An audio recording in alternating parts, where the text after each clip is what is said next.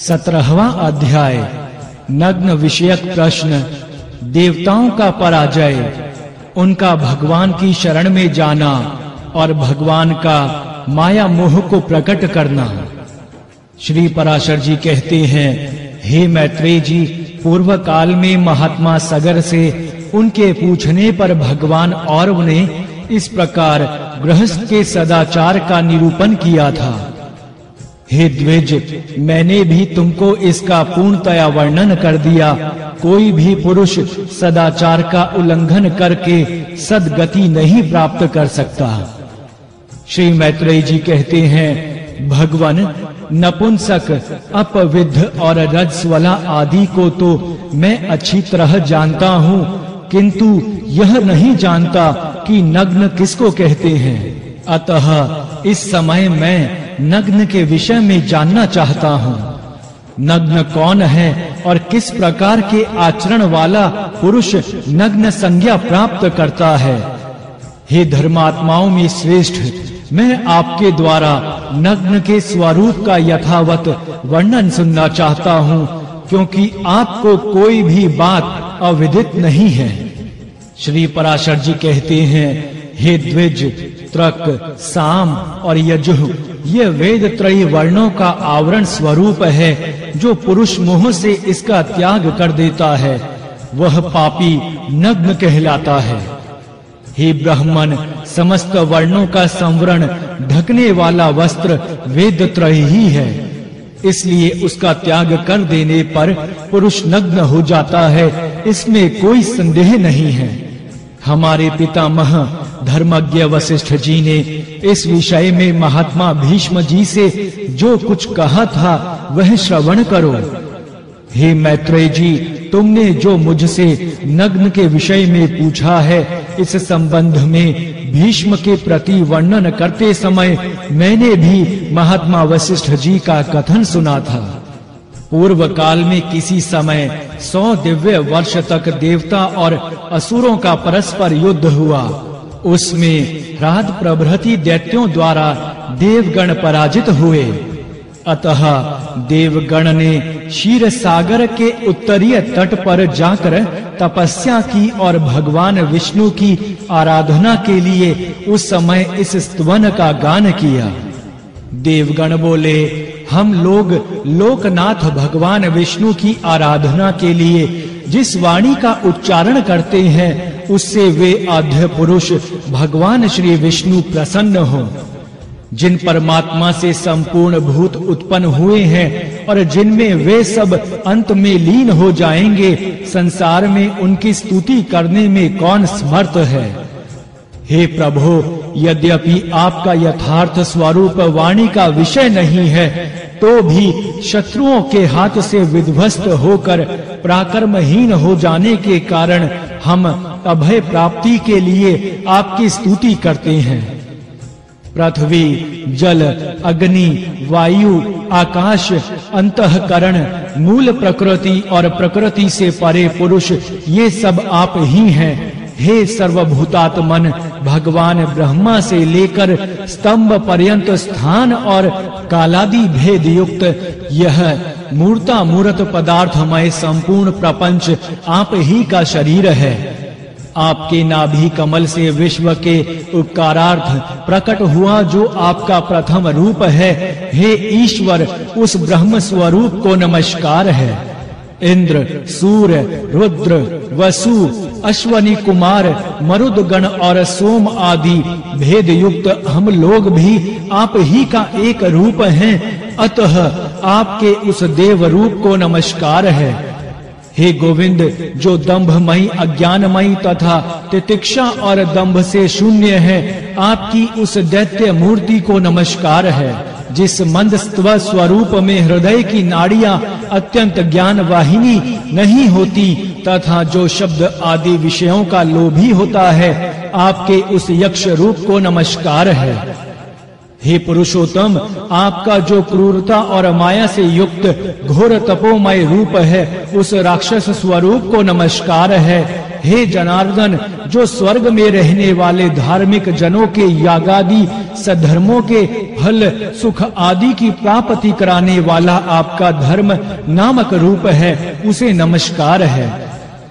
जो जल अग्नि आदि गमनीय स्थानों में जाकर भी सर्वदा निर्लिप्त और प्रसन्नतामय रहता है, वह सिद्ध नामक रूप आप ही का है। ऐसे सिद्ध स्वरूप आपको नमस्कार है। हे हरे, जो अक्षमाला का आश्रय अत्यंत क्रूर और कामोपभोग में समर्थ आपका द्विजिह्वा 2 जीभों वाला रूप है, उन नाग स्वरूप आपको नमस्कार है।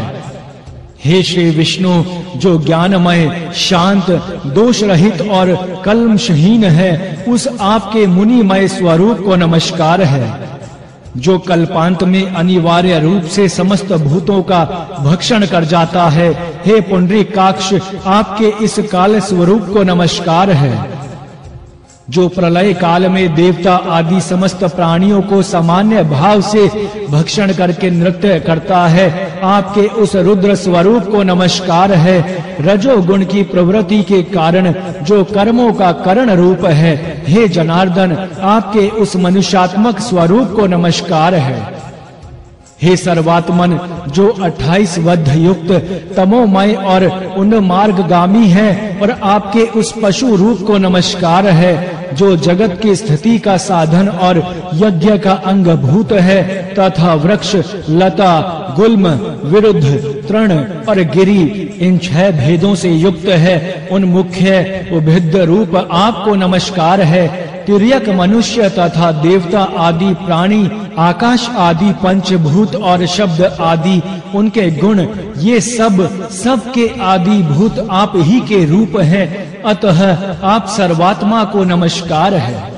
हे परमात्मन, प्रधान और महतत्व आदि रूप इस संपूर्ण जगत से जो परे हैं, सबका आदि कारण है, तथा जिसके समान कोई अन्य रूप नहीं है, आपके उस प्रकृति आदि कारणों के भी कारण रूप को नमस्कार है। हे भगवान, जो शुक्ल आदि रूप से, दीर्घता आदि परिमाण से तथा घनता आदि गुणों से रहित है, इस प्रकार जो समस्त विशेषणों का अविषय है तथा परम ऋषियों का दर्शनीय एवं शुद्धाति शुद्ध है, आपके उस स्वरूप को हम नमस्कार करते हैं।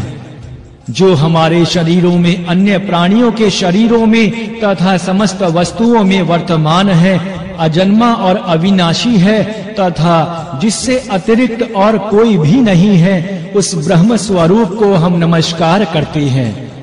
परम पद ब्रह्म ही जिनकी आत्मा है, ऐसे जिस सनातन और अजन्मा भगवान का यह सकल प्रपंच रूप है, उस सब के बीज भूत अविनाशी और निर्मल प्रभु वासुदेव को हम नमस्कार करते हैं। श्री विष्णु पुराण 17वां अध्याय। नग्न विषयक प्रश्न। देवताओं का पराजय, उनका भगवान की शरण में जाना और भगवान का माया मोह को प्रकट करना। श्री पराशर जी बोले, हे मैत्रेय जी, पूर्व काल में महात्मा सागर से उनके पूछने पर भगवान और बने इस प्रकार गृहस्थ के सदाचार का निरूपण किया। हे द्विज, मैंने भी तुमसे इसका पूर्णतया वर्णन कर दिया। कोई भी पुरुष सदाचार का उल्लंघन करके सद्गति नहीं पा सकता। श्री मैत्रेय जी बोले, भगवान, नपुंसक, अपविद्ध और रजस्वला आदि को तो मैं अच्छी प्रकार जानता हूँ, किंतु यह नहीं जानता कि नग्न किसको कहते हैं। अतः इस समय मैं नग्न के विषय में जानना चाहता हूँ। नग्न कौन है और किस प्रकार के आचरण वाला पुरुष नग्न संज्ञा प्राप्त करता है? हे धर्मात्माओं में श्रेष्ठ, मैं आपके द्वारा नग्न के स्वरूप का यथावत वर्णन सुनना चाहता हूँ, क्योंकि आपको कोई भी बात अविदित नहीं है। श्री पराशर जी बोले, हे द्विज, तृक, साम और यजुः यह वेदत्रय वर्णों का आवरण स्वरूप है। जो पुरुष मोह से इसका त्याग कर देता है, वह पापी नग्न कहलाता है। हे ब्राह्मण, समस्त वर्णों का संवरण अर्थात ढकने वाला वस्त्र वेदत्रयी ही है। इसीलिए उसका त्याग कर देने पर पुरुष नग्न हो जाता है, इसमें कोई संदेह नहीं है। हमारे पितामह धर्मज्ञ वशिष्ठ जी ने इस विषय में महात्मा भीष्म जी से जो कुछ कहा था वह श्रवण करो। हे मैत्रेय जी, तुमने जो मुझसे नग्न के विषय में पूछा है, इस संबंध में भीष्म जी के प्रति वर्णन करते समय मैंने भी महात्मा वशिष्ठ जी का कथन सुना था। पूर्व काल में किसी समय 100 दिव्य वर्ष तक देवता और असुरों का परस्पर युद्ध हुआ। उसमें ह्राद प्रभृति दैत्यों द्वारा देवगण पराजित हुए। अतः देवगण ने क्षीर सागर के उत्तरीय तट पर जाकर तपस्या की और भगवान विष्णु की आराधना के लिए उस समय इस स्तवन का गान किया। देवगण बोले, हम लोग लोकनाथ भगवान विष्णु की आराधना के लिए जिस वाणी का उच्चारण करते हैं, उससे वे आद्य पुरुष श्री भगवान विष्णु प्रसन्न हों, जिन परमात्मा से संपूर्ण भूत उत्पन्न हुए हैं और जिनमें वे सब अंत में लीन हो जाएंगे। संसार में उनकी स्तुति करने में कौन समर्थ है? हे प्रभु, यद्यपि आपका यथार्थ स्वरूप वाणी का विषय नहीं है, तो भी शत्रुओं के हाथ से विध्वस्त होकर पराक्रमहीन हो जाने के कारण हम अभय प्राप्ति के लिए आपकी स्तुति करते हैं। पृथ्वी, जल, अग्नि, वायु, आकाश, अंतःकरण, मूल प्रकृति और प्रकृति से परे पुरुष, ये सब आप ही हैं। हे सर्वभूतात्मन, ब्रह्मा से लेकर स्तंभ पर्यंत स्थान और कालादि भेद युक्त यह मूर्तामूर्त पदार्थमय संपूर्ण प्रपंच आपका ही शरीर है। आपके नाभि कमल से विश्व के उपकारार्थ प्रकट हुआ जो आपका प्रथम रूप है। हे ईश्वर, उस ब्रह्म स्वरूप को नमस्कार है। इंद्र, सूर्य, रुद्र, वसु, अश्वनी कुमार, मरुद्गण और सोम आदि भेद युक्त हम लोग भी आप ही का एक रूप है। अतः आपके उस देव रूप को नमस्कार है। हे गोविंद, जो दंभमयी, अज्ञानमयी तथा तितिक्षा और दंभ से शून्य है, आपकी उस दैत्य मूर्ति को नमस्कार है। जिस मंद सत्व स्वरूप में हृदय की नाड़ियां अत्यंत ज्ञान वाहिनी नहीं होती तथा जो शब्दादि विषयों का लोभी होता है, आपके उस यक्ष रूप को नमस्कार है। हे पुरुषोत्तम, आपका जो क्रूरता और माया से युक्त घोर तमोमय रूप है, उस राक्षस स्वरूप को नमस्कार है। हे जनार्दन, जो स्वर्ग में रहने वाले धार्मिक जनों के यज्ञ आदि सधर्मों के फल सुखादि की प्राप्ति कराने वाला आपका धर्म नामक रूप है, उसे नमस्कार है। जो जल, अग्नि आदि गमनीय स्थानों में जाकर भी सर्वदा निर्लिप्त और प्रसन्नतामय रहता है, वह सिद्ध नामक रूप आपका ही है। ऐसे सिद्ध स्वरूप आपको नमस्कार है। हे हरे, जो अक्षमा का आश्रय अत्यंत क्रूर और कामोपभोग में समर्थ आपका द्विजीवः अर्थात 2 जीभ वाला रूप है, उन नाग स्वरूप आपको नमस्कार है।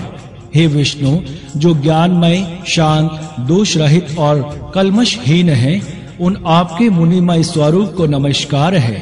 जो कल्पांत में अनिवार्य रूप से समस्त भूतों का भक्षण कर जाता है, हे पुंडरीकाक्ष, आपके उस काल स्वरूप को नमस्कार है। जो प्रलय काल में देवता आदि समस्त प्राणियों को सामान्य भाव से भक्षण करके नृत्य करता है, आपके उस रुद्र स्वरूप को नमस्कार है। रजोगुण की प्रवृत्ति के कारण जो कर्मों का कारण रूप है, हे जनार्दन, आपके उस मनुष्यात्मक स्वरूप को नमस्कार है। हे सर्वात्मन, जो 28 वध युक्त तमोमय और उन्मार्गगामी है, आपके उस पशु रूप को नमस्कार है। जो जगत की स्थिति का साधन और यज्ञ का अंगभूत है तथा वृक्ष, लता, गुल्म, विरुद्ध, तृण और गिरि इन 6 भेदों से युक्त है, उन मुख्य रूप आपको नमस्कार है। तिर्यक मनुष्य तथा देवता आदि प्राणी, आकाश आदि पंचभूत और शब्द आदि उनके गुण, ये सबके आदि भूत आप ही के रूप हैं। अतः आप सर्वात्मा को नमस्कार है। हे परमात्मन, प्रधान और महतत्व आदि रूप इस संपूर्ण जगत से जो परे हैं, सबका आदि कारण है तथा जिनके समान कोई अन्य रूप नहीं है, आपके उस प्रकृति आदि कारणों के भी कारण रूप को मैं नमस्कार करता हूँ। हे भगवान, जो शुक्ल आदि रूप से, दीर्घता आदि परिमाण से तथा घनता आदि गुणों से रहित हैं, इस प्रकार जो विशेषणों का अविषय है तथा परम ऋषियों का दर्शनीय एवं शुद्धाति शुद्ध है, आपके उस स्वरूप को हम नमस्कार करते हैं, जो हमारे शरीरों में, अन्य प्राणियों के शरीरों में तथा समस्त वस्तुओं में वर्तमान है, अजन्मा और अविनाशी है तथा जिसके अतिरिक्त और कोई भी नहीं है, उस ब्रह्म स्वरूप को हम नमस्कार करते हैं। परम पद ब्रह्म ही जिनका आत्मा है, ऐसे जिन सनातन और अजन्मा भगवान का यह सकल प्रपंच रूप है, उन सबके बीज भूत अविनाशी और निर्मल प्रभु वासुदेव को हम नमस्कार करते हैं। श्री पराशर जी कहते हैं, हे मैत्रेय, स्तोत्र के समाप्त हो जाने पर देवताओं ने परमात्मा श्री हरि को हाथ में शंख, चक्र और गदा लिए तथा गरुड़ पर आरूढ़ हुए अपने सम्मुख विराजमान देखा। उन्हें देखकर समस्त देवताओं ने प्रणाम करने के अनंतर उनसे कहा, हे नाथ, प्रसन्न होइए और हम शरणागतों की दैत्यों से रक्षा कीजिए। परमेश्वर लाद प्रभृति दैत्यगण ने भगवान ब्रह्मा जी की आज्ञा का भी उल्लंघन कर हमारे और त्रिलोकी के यज्ञ भागों का अपहरण कर लिया है। यद्यपि हम और वे सर्वभूत आप ही के अंशज हैं, तथापि अविद्यावश हम जगत को परस्पर भिन्न भिन्न देखते हैं। हमारे शत्रुगण अपने वर्ण धर्म का पालन करने वाले वेद मार्गावलंबी और तपोनिष्ठ हैं, अतः वे हमसे नहीं मारे जा सकते। अतः हे सर्वात्मन, जिससे हम उन असुरों का वध करने में समर्थ हो सके, ऐसा कोई उपाय आप हमें बतलाइए। श्री पराशर जी बोले, उनके ऐसा कहने पर भगवान विष्णु ने अपने शरीर से माया मोह को उत्पन्न किया और उसे देवताओं को देकर कहा, यह माया मोह उन संपूर्ण दैत्यगण को मोहित कर देगा। तब वे वेद मार्ग का उल्लंघन करने से तुम लोगों से मारे जा सकेंगे। हे देवगण, जो कोई देवता अथवा दैत्य ब्रह्मा जी के कार्य में बाधा डालते हैं, वे सृष्टि की रक्षा में तत्पर मेरे वध्य होते हैं। अतः हे देवगण, अब तुम जाओ, डरो मत। यह माया मोह आगे से जाकर तुम्हारा उपकार करेगा। श्री पराशर जी बोले, भगवान की ऐसी आज्ञा होने पर देवगण उन्हें प्रणाम कर जहाँ से आए थे वहाँ चले गए तथा उनके साथ माया मोह भी जहाँ असुर गण थे वहाँ गया। इस प्रकार श्री विष्णु पुराण के तीसरे अंश में 17वां अध्याय संपूर्ण हुआ। जय श्री हरि। श्री विष्णु पुराण 18वां अध्याय माया मोह और असुरों का संवाद तथा राजा शतधनु की कथा। श्री पराशर जी बोले, हे मैत्रेय, तदंतर माया मोह ने देवताओं के साथ जाकर देखा कि असुर गण नर्मदा के तट पर तपस्या में लगे हुए हैं। तब उन मयूर पिच्छधारी दिगंबर और मुंडित केश माया मोह ने असुरों से अति मधुर वाणी में इस प्रकार कहा। माया मोह बोला, हे दैत्यपति गण, कहिए, आप लोग किस उद्देश्य से तपस्या कर रहे हैं? आपको किसी लौकिक फल की इच्छा है या पारलौकिक की? असुरगण बोले, हे महामते, हम लोगों ने पारलौकिक फल की कामना से तपस्या आरंभ की है। इस विषय में तुमको हमसे क्या कहना है? माया मोह बोला, यदि आप लोगों को मुक्ति की इच्छा है तो मैं जैसा कहता हूँ वैसा करो। आप लोग मुक्ति के खुले द्वार रूप इस धर्म का आदर कीजिए। यह धर्म मुक्ति में परमोपयोगी है। इससे श्रेष्ठ अन्य कोई धर्म नहीं है। इसका अनुष्ठान करने से आप लोग स्वर्ग अथवा मुक्ति जिसकी कामना करेंगे प्राप्त कर लेंगे। आप सब लोग महाबलवान हैं, अतः इस धर्म का आदर कीजिए। श्री पराशर जी बोले, इस प्रकार नाना प्रकार की युक्तियों से अतिरंजित वाक्यों द्वारा माया मोह ने दैत्य गण को वैदिक मार्ग से भ्रष्ट कर दिया। यह धर्म युक्त है और यह धर्म विरुद्ध है, यह सत्य है और यह असत्य है, यह मुक्ति कारक है और इससे मुक्ति नहीं होती, यह आत्यांतिक परमार्थ है और यह परमार्थ नहीं है, यह कर्तव्य है और यह अकर्तव्य है, यह ऐसा नहीं है और यह स्पष्ट ऐसा ही है, यह दिगंबरों का धर्म है और यह सांबरों का धर्म है। हे द्विज, ऐसे अनेक प्रकार के अनंत वादों को दिखलाकर माया मोह ने उन दैत्यों को स्वधर्म से च्युत कर दिया। माया मोह ने दैत्यों से कहा था कि आप लोग इस महाधर्म को अर्हत अर्थात इसका आदर कीजिए, अतः उस धर्म का अवलंबन करने से वे अरहत कहलाए। माया मोह ने असुर गण को त्रयी धर्म से विमुख कर दिया और वे मोहग्रस्त हो गए तथा पीछे-पीछे उन्होंने अन्य दैत्यों को भी इसी धर्म में प्रवृत्त किया। उन्होंने दूसरे दैत्यों को, दूसरों ने तीसरों को, तीसरों ने चौथों को तथा उन्होंने औरों को इसी धर्म में प्रवृत्त किया। इस प्रकार थोड़े ही दिनों में दैत्य गण ने वेद त्रयी का प्रायः त्याग कर दिया।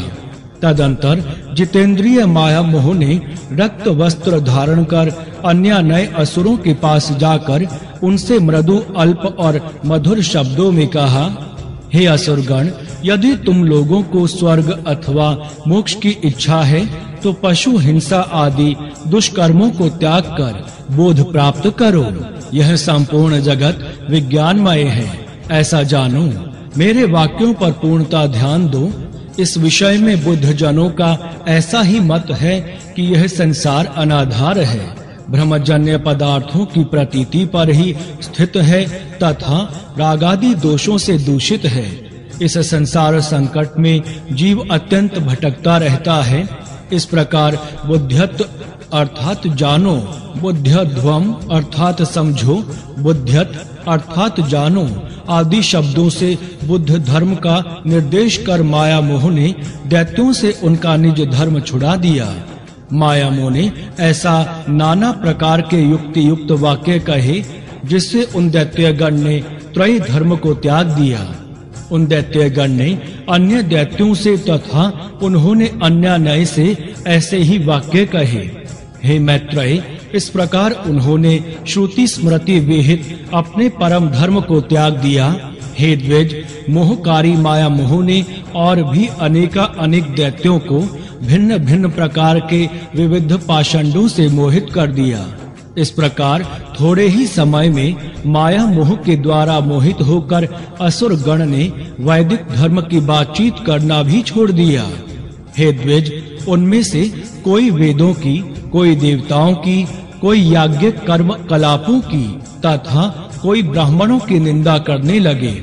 वे कहने लगे, हिंसा से भी धर्म होता है। यह बात किसी प्रकार युक्ति संगत नहीं है। अग्नि में हवि जलाने से फल होगा, यह भी बच्चों की सी बात है। अनेकों यज्ञों के द्वारा देवत्व लाभ करके यदि इंद्र को शमी आदि काष्ठ का ही भोजन करना पड़ता है तो इससे तो पत्ते खाने वाला पशु ही अच्छा है। यदि यज्ञ में बलि किए गए पशु को स्वर्ग की प्राप्ति होती है तो यजमान अपने पिता को ही क्यों नहीं मार डालता। यदि किसी अन्य पुरुष के भोजन से भी किसी पुरुष की तृप्ति हो सकती है तो विदेश की यात्रा के समय खाद्य पदार्थ ले जाने का परिश्रम करने की क्या आवश्यकता है। पुत्रगण घर पर ही श्राद्ध कर दिया करें।